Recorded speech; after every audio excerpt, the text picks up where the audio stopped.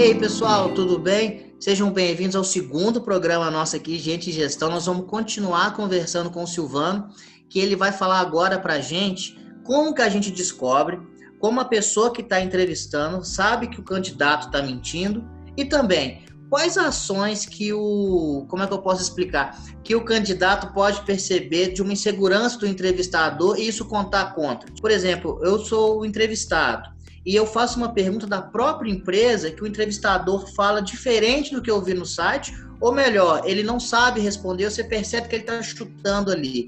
Como que a gente deve lidar com essa situação, tanto para a parte do entrevistador quanto do entrevistado? Bom, a primeira coisa que a gente tem que fazer, que é bastante prático e útil, né, que eu já falei do planejamento da entrevista online e presencial, é verificar o máximo de informações possível sobre o candidato, né? E isso pode ser feito até mesmo antes da entrevista começar, observando se há mentiras ou omissões no currículo, né? O currículo às vezes sempre tem alguma brecha, alguma informação que não está muito clara. Então, existem vários meios de verificar informações. Pô, com relação, por exemplo, formação acadêmica. Às vezes o sujeito põe lá que fez uma pós-graduação.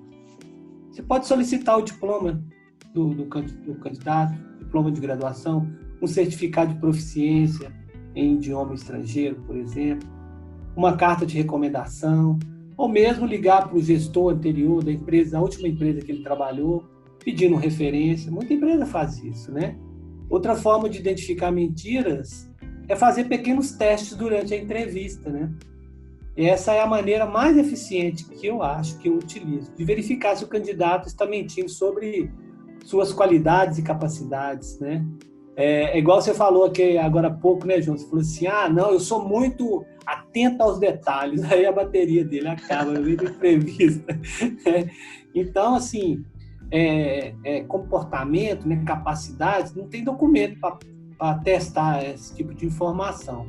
Aí, por exemplo, numa entrevista, você vai fazer algumas perguntas para ele poder contar alguma situação que ocorreu, para ele demonstrar como ele colocou em prática aquela competência que ele está falando, né? Por exemplo, ele fala que é arrojado em liderança ou criatividade.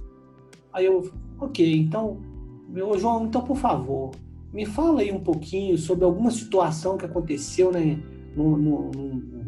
na sua trajetória profissional, onde você demonstrou essa criatividade. Aí, se ele é tão arrojado, então, e aí? Vai ter que ter alguma coisa para contar, né? Outro ponto é a postura, né, do candidato na entrevista. Aquilo que eu falei da entrevista presencial, né, que é rica demais, né? A gente consegue observar se ele oferece respostas muito genéricas, ele fala muito sem dar informação nenhuma, ou desvia de perguntas feitas. Quando olha muito para baixo, ou muda frequentemente de posição, sua linguagem corporal também sinaliza que pode estar mentindo. E na entrevista presencial a gente percebe isso, sabe, João? Entretanto, na online é mais difícil de perceber. Se o cara tiver com a câmera desligada, aí que não tem jeito mesmo, né? Aí perde, Então, por isso que tem que estar com a câmera ligada, né? Então, tem que ter muito cuidado também para poder fazer essas avaliações, porque elas são subjetivas, né? Porque às vezes a pessoa vira para um lado, para o outro.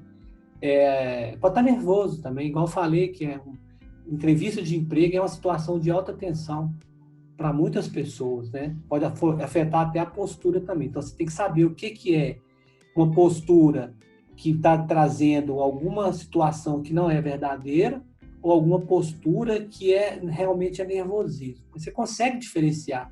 À medida que você vai trabalhando com esses processos, você vai identificando. Quando um candidato mente na entrevista de emprego, o problema, sabe, João, vai além das informações falsas. Mesmo que a mentira não tenha más intenções, entendeu? Ele está demonstrando uma atitude que, com toda certeza, não é compatível com os valores da empresa que está contratando, né? E esse tipo de comportamento indesejável demonstra que ele não é adequado para fazer parte da equipe. Então, gente, não minta, seja verdadeiro. Eu tenho Excel avançado, o cara não sabe nem fazer uma tabelazinha dinâmica, eu não tenho Excel avançado. Eu sei fazer fórmulas e tal, basiquinho lá, eu fiz. Mas se eu estudar, eu tenho capacidade rapidinho de pegar e desvendar aí fórmulas e tudo mais, que eu nunca precisei. Né? Ah, não, meu inglês não tá bom, não. Eu já fui bom no inglês, mas as empresas que eu trabalhei não me requisitaram, eu não precisei de participar, então a gente vai perdendo. Hoje eu não tenho mais fluência. Seja verdadeiro. Mas isso não impede que, num pequeno espaço de tempo, eu possa retomar a minha fluência no inglês, porque eu vou precisar. Então, assim, são exemplos para você poder praticar, né? Então, é muito importante que você seja verdadeiro. E até pegando esse gancho, o Silvano, eu até estava pensando nisso quando você estava me falando, o inglês, gente, você não precisa ter um diploma muitas vezes, não. Eu vou contar meu caso. Quando eu tive inglês na escola, né? Mas eu aprendi muito com o PlayStation, porque no passado o PlayStation não falava, então eu tinha que aprender o que os bonequinhos estavam falando lá para eu continuar a jogar. Então, aquilo que a gente falou sobre a experiência e o diploma, né, o Silvano? Então, por exemplo, se a pessoa perguntar, você tem curso de inglês? Não, mas se você conversar com ele em inglês, ele viu que você tem o idioma, ou também se está básico, se está avançado, ou fluente, qualquer um. Então, eu queria te fazer uma pergunta, que uma vez um cara me falou isso, um professor, lá na graduação, eu nunca esqueci isso. Ele falava assim, gente, quando você vai preencher um currículo, não coloca, por exemplo, inglês ou espanhol básico, porque você pode colocar que você está aprendendo, porque ele falou que na cabeça dele, isso eu não sei se é uma coisa geral, era uma coisa individual, tá, Silvano? Ele falou assim, o que é inglês básico? Você sabe contar até 10, sabe que é dog, cat, love? O que é isso? Então, tipo assim, o que é um inglês básico, assim, pra gente colocar no nosso currículo, que você considera? Inglês básico? Eu acho que se a empresa não está exigindo a fluência do inglês, tá? Que a empresa, quando ela a atividade que você vai exercer vai necessitar de contatos diários com alguém, com a filial que está em outro país e tal, ter essas conversas, a empresa ela vai colocar no anúncio da vaga que o inglês tem que ser fluente. Então, colocar inglês básico, você não vai adiantar nada, você não vai ser selecionado. Então, aquele processo não é para você agora. Não significa que no futuro você não possa participar, né? Porque a gente pode aprender, estudar e desenvolver o inglês. Se a empresa não está pedindo inglês, para que colocar inglês básico? Isso não vai enriquecer nada o seu currículo. É melhor o empregador ficar no campo da imaginação, imaginando, será que ele tem inglês? Você não tem? Eu não pedi e tal. Deixa, gente, não coloca não.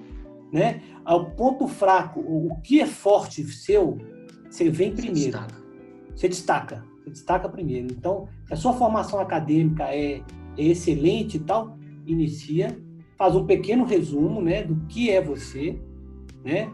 Aquelas 3, 4 linhas ali, um resumo básico, né?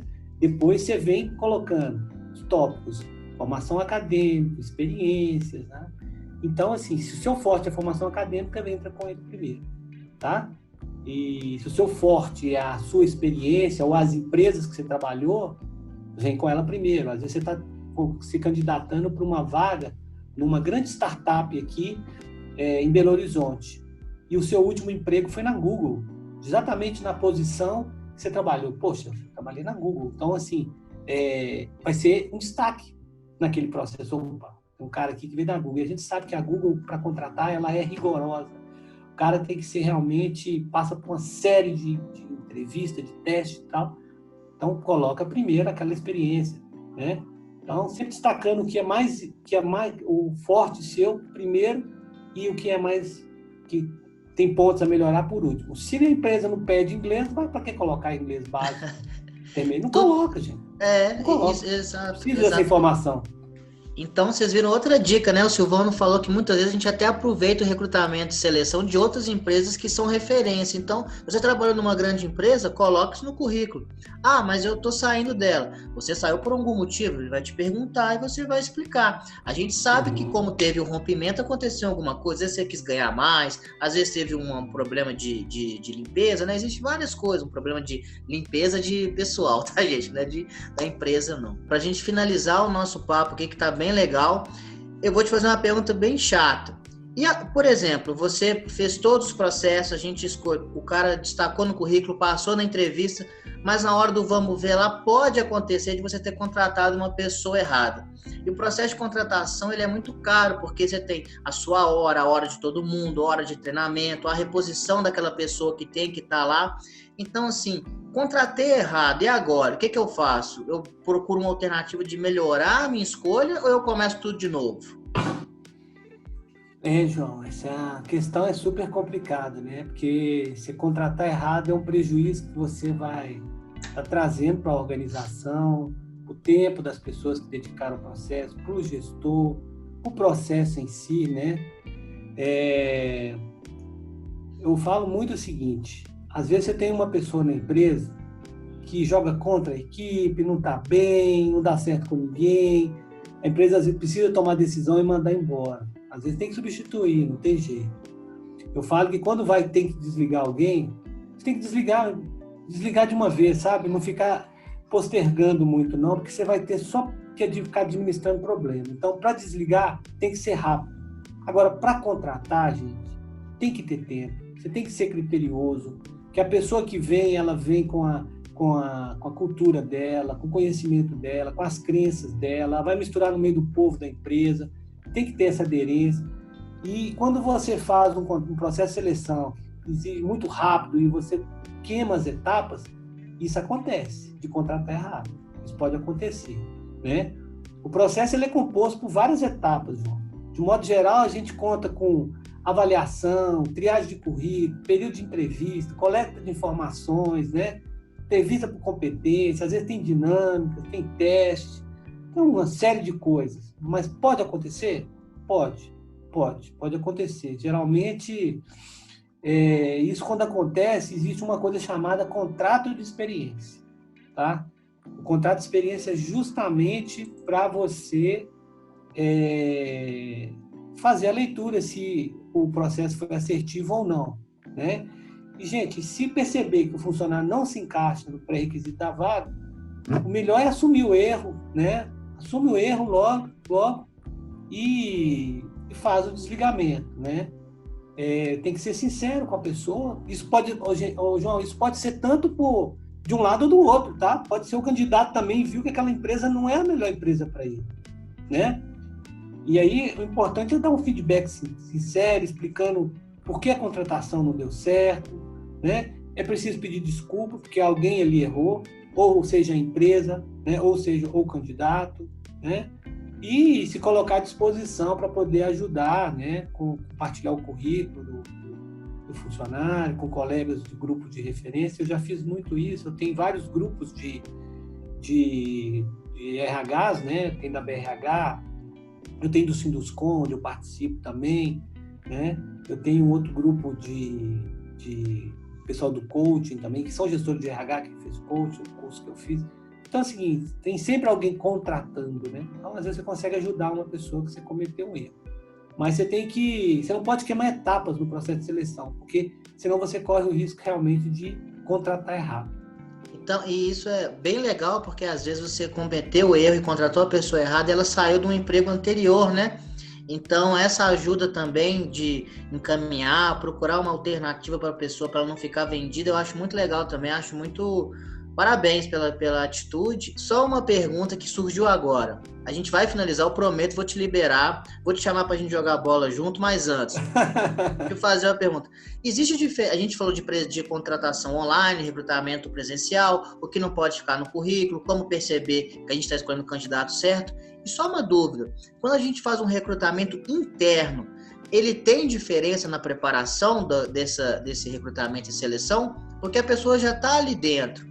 E também, por fim, como que a gente define se uma vaga vai ser interna, um recrutamento interno, ou vai ser uma pessoa de fora? Ô, João, excelente pergunta. Na verdade, essa deveria ser o início de toda a nossa conversa, porque uma empresa ela tem que valorizar as pessoas que estão lá, né? Valorizar, a gente chama valorizar a prata da casa. As pessoas, existem 3 elementos que fazem com que as pessoas queiram permanecer numa empresa por mais tempo. O primeiro delas é clima organizacional, então precisa ter um clima bom. O segundo é expectativa de crescimento profissional, né? É o segundo elemento que faz com que as pessoas queiram permanecer na empresa por mais tempo. E o terceiro é grana, né, gente? Não tem jeito, é remuneração, salário e benefício. Voltando no segundo, que é a expectativa de crescimento, uma pessoa que trabalha na organização, que vê a empresa sempre buscando no mercado posições para serem preenchidas. E às vezes você tem, por exemplo, um analista, né, da área financeira, por exemplo, que é um excelente profissional, tem uma pós-graduação, né? Ele tem um desempenho muito bom, os colegas confiam nele e surge uma oportunidade para um coordenador financeiro. Bom, ele poderia ser uma pessoa, um sucessor dessa, né? Poderia assumir essa vaga, ou pelo menos disputar com outros candidatos. E nem sempre as empresas têm esse olhar, né? E aí a pessoa acaba ficando frustrada. Você contrata do mercado e o colaborador que já está dentro da empresa não teve nem oportunidade de se apresentar, ele desmotiva e fala, essa empresa não é para mim. Eu nunca vou crescer aqui dentro. Então, gente, todo recrutamento tem que ter esse olhar para dentro de casa. Porque às vezes você tem a pessoa ali próxima de você. Você agiliza a contratação, né? A pessoa já tem a cultura da empresa. E o tratamento num processo de seleção interno e externo, eu acredito muito no processo misto, sabe, João? Sendo que o candidato de dentro da empresa, ele tem uma preferência no caso de um empate, né? Às vezes a gente faz um processo de seleção com pontuação. Cada nível que ele passa, ele tem uma pontuação. Se tiver um empate técnico de pontuação, eu acho que tem que privilegiar quem já está dentro de casa. Então, assim, mas o processo é o mesmo, sabe? Os testes, entrevista, né? Uma avaliação de desempenho, de competência de quem já está dentro, para ver como que essa pessoa, a performance dela no cargo que ela ocupa, né? Mas segue um roteiro bem parecido com o recrutamento externo. Então, o ideal mesmo é ter um recrutamento misto, né? Agora, se a empresa é pequena, você sabe se tem uma pessoa ali que pode assumir a vaga, dar a oportunidade. Mas se a empresa for muito grande, tiver 7 mil colaboradores, por exemplo, você tem que anunciar isso internamente. Ah, que legal, então. Então, pessoal, a gente aprendeu ainda mais essa possibilidade, né, de a gente aproveitar alguém de casa, que às vezes o cara já tá lá, você sabe que ele vai dar certo. Então, às vezes é melhor a empresa promover alguém e substituir a função anterior, né, Silvano? E também, se não der certo, passar por todo o processo, que se não for para ele aquele perfil de coordenação, aí também já tem um do mercado. Você aproveita o mesmo processo para escolher a melhor pessoa. Eu acho que até que fica legal, porque essa questão da competição que você falou, entre aspas, né, da pontuação, é muito legal, porque a pessoa já vai saber, ó, eu não passei por causa disso, mas a empresa olhou para mim, este momento não era próprio para eu assumir esse lugar. Então, Silvano, eu quero te agradecer muito. Assim, eu sinto que se a gente ficasse aqui, a gente ia conversar mais horas e horas, então, quem sabe a gente encontra de novo para falar sobre outro assunto. Muito obrigado. E se você quiser falar mais alguma coisa, Silvano, fica à vontade para despedir do pessoal, ou dar uma sugestão, ou simplesmente falar o que você achou. Bom, foi muito bom o bate-papo, João. É um prazer estar aqui. Você deixa a gente muito à vontade. A quem está nos ouvindo aí, eu agradeço a oportunidade de poder compartilhar um pouquinho da minha experiência, do que eu sei. Certamente, em outro tema, eu poderia estar aprendendo com vocês, né? E me coloca à disposição, viu, João? Pode deixar depois o meu e-mail aí, se alguém quiser tirar alguma dúvida, né? A gente pode também estar auxiliando, né? Muito obrigado aí pela participação. Pessoal, é melhor do que isso, eu ainda vou colocar o LinkedIn do Silvano aqui, que vocês podem seguir ele, acompanhar. Nem cabe gente no LinkedIn dele mais, mas entra lá que ele tem muito conteúdo bacana.